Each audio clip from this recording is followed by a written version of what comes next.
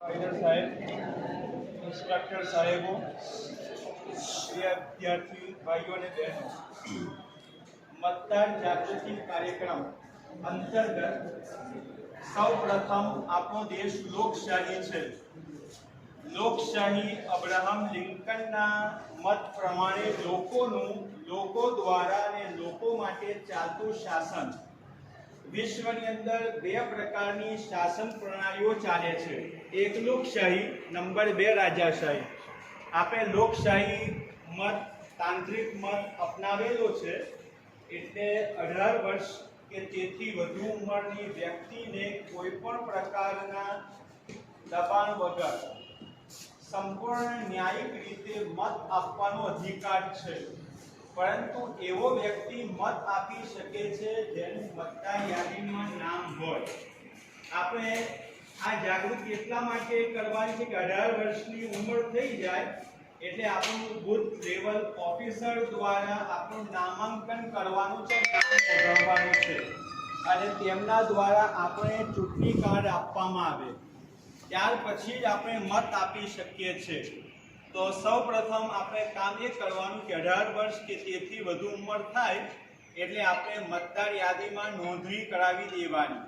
Number 2 કે આપણે મત આપવા માટે સક્ષમ બની ગયા તો મત આપણે કોને આપવાનો, તો તેને માટે અલગ અલગ ઉમેદવારો ઊભા હોય। 100% આપણે મતદાન તો કરવાનું જ, પરંતુ માની લો કે વિધાનસભા, લોકસભાની અંદર જેટલા સભ્યો ઊભા હોય એ બધા સભ્યોમાંથી કોઈ એકને આપણે મત આપવાનો છે।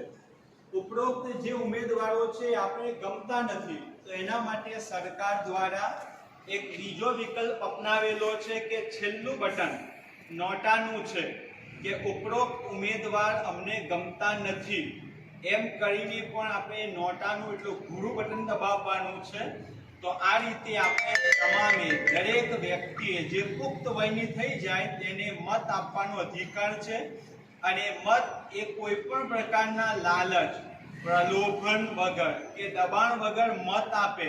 કોઈ ઉમેદવાર આગલી રાતે આવીને કે અમે તમને 500 રૂપિયા આપીશું, 1000 રૂપિયા આપીશું, તમે આની અંદર મત આપજો, તો એ મત આપણે એ રીતે આપવા નથી। આપણે જે ઉમેદવાર સક્ષમ લાગે, આપણા મોહલ્લા કે વિસ્તાર કે રાજ્ય કે દેશ માટે જે ઉપયોગી હોય એવા વ્યક્તિને આપણે મત આપીએ। તો આજે 7 તારીખ મતદાન માટેની નક્કી કરેલી છે। બધા જ ઉમેદવારોમાંથી જે આપણે ગમે એવા યોગ્ય વ્યક્તિને આપણે મતદાન કરીએ। એ જ શુભેચ્છા સાથે હું મારી વાતને વિરામ આપું છું। ખુદા હાફિઝ। ખૂબ સારી માહિતી આપી અને બધાને હું પણ વિનંતી કરું છું કે તારીખ 7/5/2024 ના રોજ જેનો પણ મત આપવાનો અધિકાર મતલબ કે 18 વર્ષના થઈ ગયેલા છે તો અવશ્ય મતદાન કરવું। આ સાથે હું મારી વાત અને આ કાર્યક્રમને પૂર્ણ કરું છું। જે હું નક્કી કર્યા હતા આપણે એ વોલેન્ટરો બધા મતદાન કરાવે એમ મતદાનની અંદર 7 તારીખે